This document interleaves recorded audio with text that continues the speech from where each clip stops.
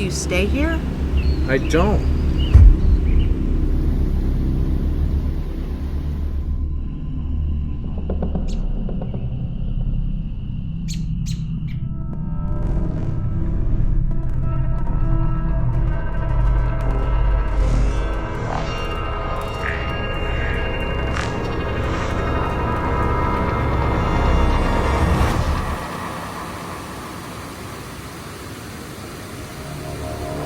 The two of us had wanted to take a weekend in downstate New York for several months now, because there was a particular place we wanted to investigate.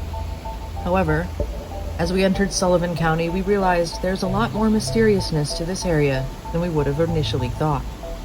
A quick Google of Tanner's Falls brings up a beautiful historic bridge built with wood, metal, and stone. The waterfalls and some beautiful stone ruins down at the side of the stream, which used to be part of the mills of a tannery, hence the name Tanner's Falls. Yeah.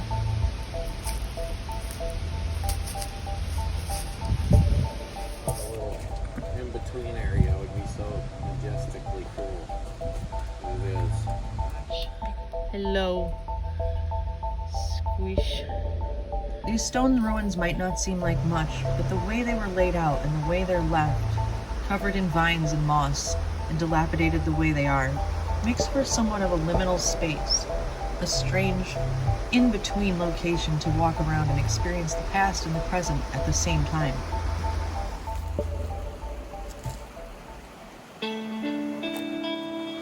On the dirt road that leads to this area, we noticed a white cross to the side, with some plants around it and a name, Laura Lynn Ronning.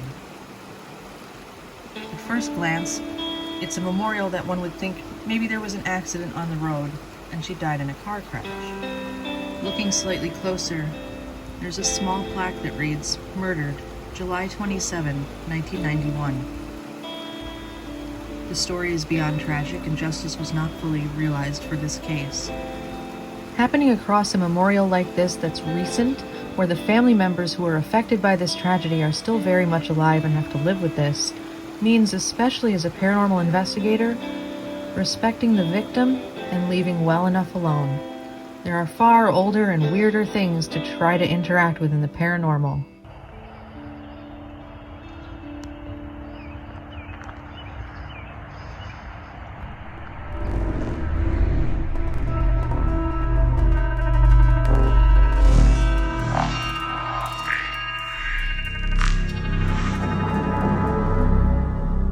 That evening, we got down to the business at hand, which was investigating a stone arch bridge from the 1800s in Canosa Lake.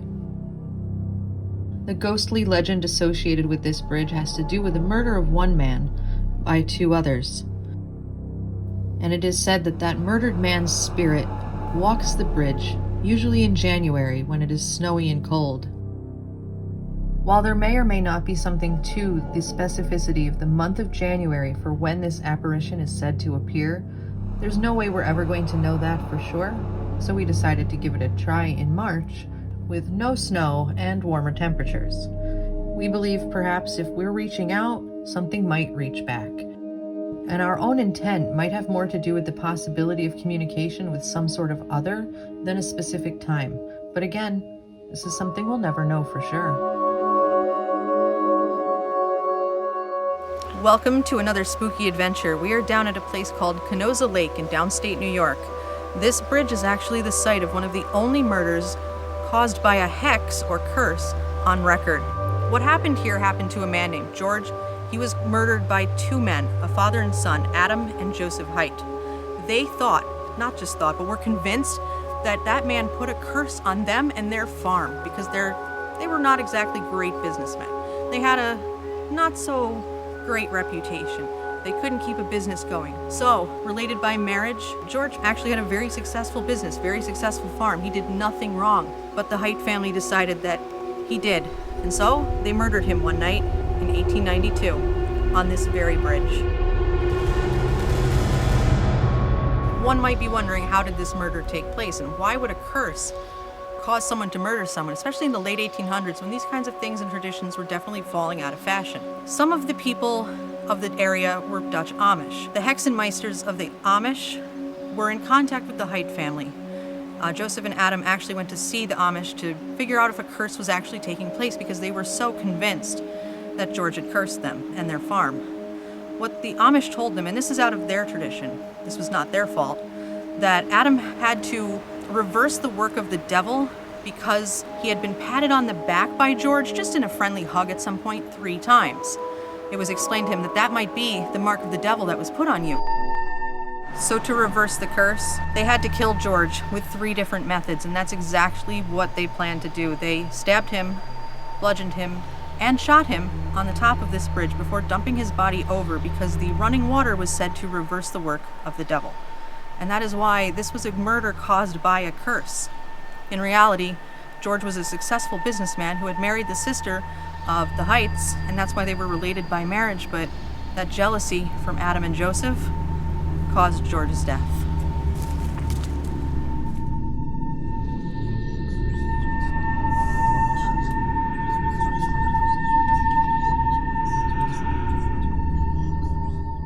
So what happened to Adam and Joseph after this murder? They both were convicted. However, the father, Adam, was sent to the Middletown State Psychiatric Hospital, which has long since closed, and he died from what was called chronic melancholia, which was probably severe depression, soon after he was incarcerated there. The son, at 22 years old, went to Dannemora Corrections, which is now Clinton County Correctional, but originally the Dannemora Prison, and spent 15 years there before being released and apparently just disappearing into society.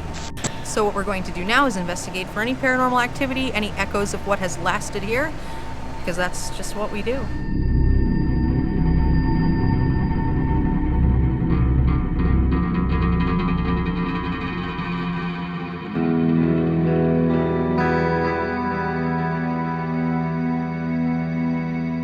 I mean, aside from it just being a cool bridge and something crazy happening here, I don't know about anything paranormal. I don't know if that's something that we'll encounter or if anyone has. So kind of flying blind on this one. But that's why we come to these places and check them out, you know? I don't know. We'll see if we can make contact with anything that might be here. I mean, this town has been around for a long time. This bridge has been around for a long time. Many have crossed, and bridges have significance when it comes to energy and flowing water and whatnot, so it should be fun. Considering the sound of running water, birds, nature, the cars going by, and other noise contamination, we stuck with an Estes method using the SB7 spirit box with headphones and a blindfold in order to minimize that contamination. Right. I don't have my actual mask, so I'm going to put my actual mask over my eyes. Are you ready? We're ready. My name's Amy and this is Ryan. And we heard about what happened here, so we're wondering if there's anybody who might be able to communicate with us and tell us anything about it. Talk to us a little bit. Hello. Hello. My name's Amy, and I mean, we're kind of looking for George or Adam or Joseph from the 1800s. Are you one of them?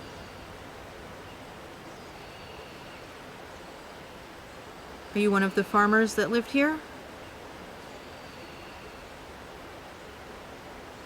George Murquhart, are you here? Can we talk to you?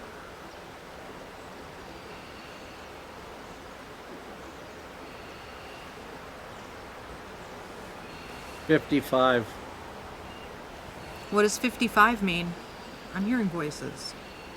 There was only Go one in. person Go in the water? Go in where?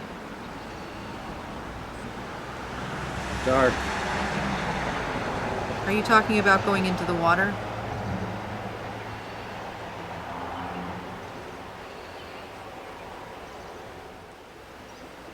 Do you remember the hex? The supposed curse?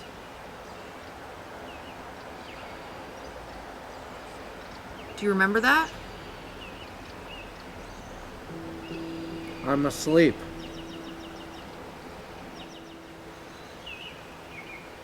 What's your name?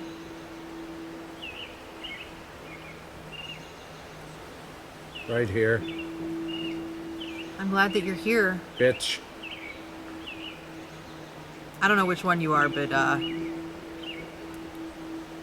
it's the worst you got, really. Can you see me right now? Is this Joseph? Maybe Adam? You literally believed in a hex and murdered someone over it. Do you... No. You are. Do you remember the murder, the night of the murder? Is there anybody who remembers that murder? I answered you. Can you answer me if this is George himself? George. Edward. All right, Edward, I'm sorry. We're speaking about something a little different. Didn't know you were here. Is there anything else you'd like to say? What's your last name? Your surname?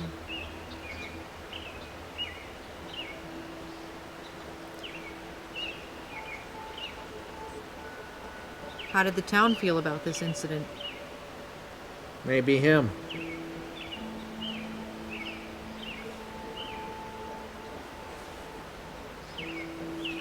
Hearing some weird noises. We are outside, but like... What about the other family members? The people. Yeah, the people. What did the people think of what happened here? Did this change the town forever?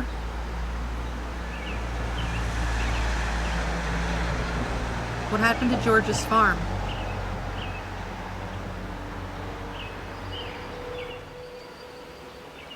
Do you come back here? Do you stay here?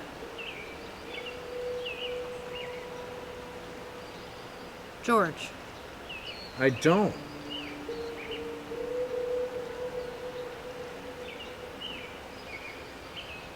Good. I'd hope not. Personally, I wouldn't want you to. That seems cruel and ridiculous. That was weird.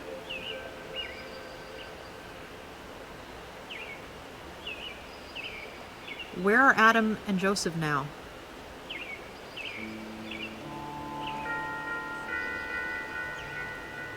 Because of you. Stop. Oh, fuck, you can't hear me and there's somebody fishing over there. This has never happened. What happened to Adam?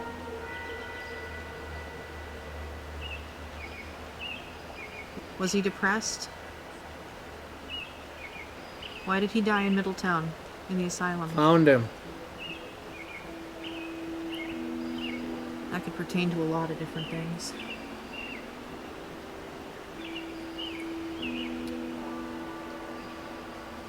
George, can I ask you where they found your body? This fisherman's coming. I think I have to pull him out. The man who's fishing is on his way over here. Okay. You know what was really weird? What? Except for the one that said found him, every voice was male. Every single voice, a deep male. Like the same voice over and over? Not always. Some of them were A little different. a little different, but some of them were definitely the same. And It either said Deadwood or Edward. It sounded like Edward to me.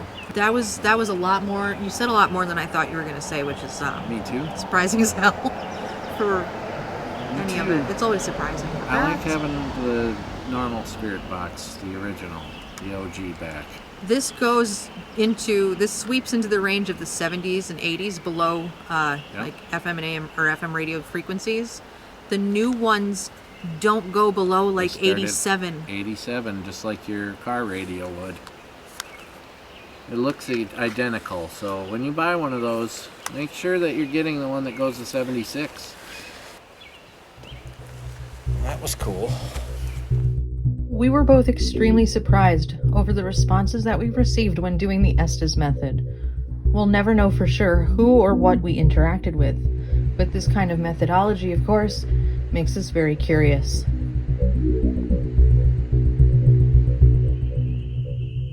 After staying overnight, the next morning we went to head home, but we ended up finding a few more things we didn't expect. Welcome to Bethel Woods Center for the Elderly. This is where Woodstock was. Please drive peacefully, it said. Oh, I'm peaceful. We didn't need you at an 8, we need you at a 1. Here's your visitor's center. Woodstock. Music Festival site, August 1969. Guess I'll have to get How about you take a picture of me? Welcome to the great site of Woodstock. We happened to drive by this on our way back from our Canosa Lake adventure. And wow, pretty awesome. As a connoisseur of music, as I am, this is tremendous. So it's fun to share that with you.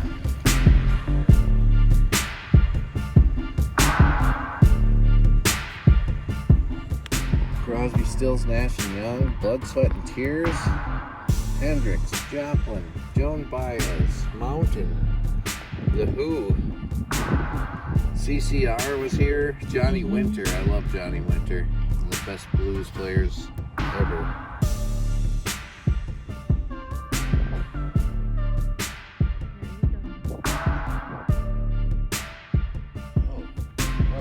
Oh. Thank you. Oh. I will definitely be joining you here. I'm morning.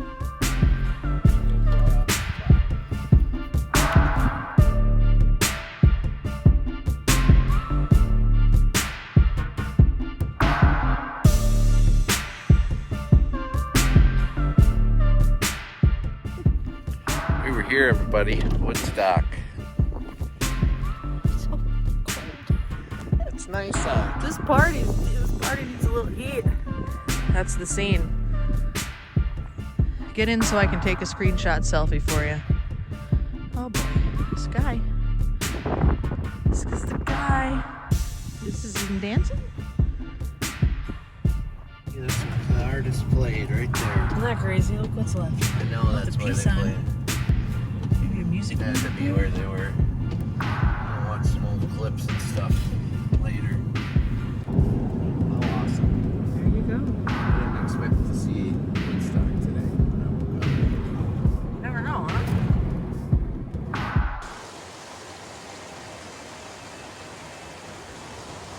After accidentally missing a few turns, we drove past a building we absolutely had to pull over and take some photos of, or at least check out.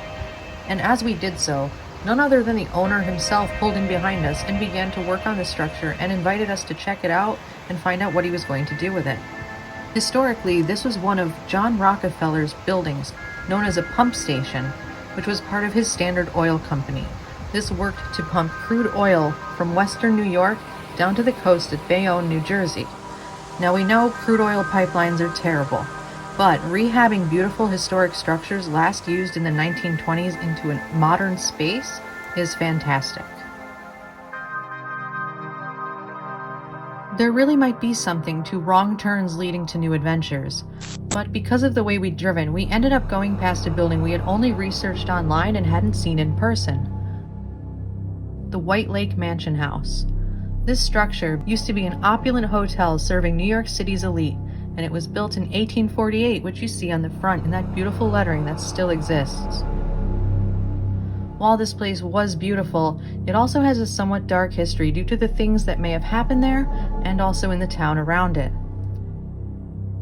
After we stopped to admire it, we headed home.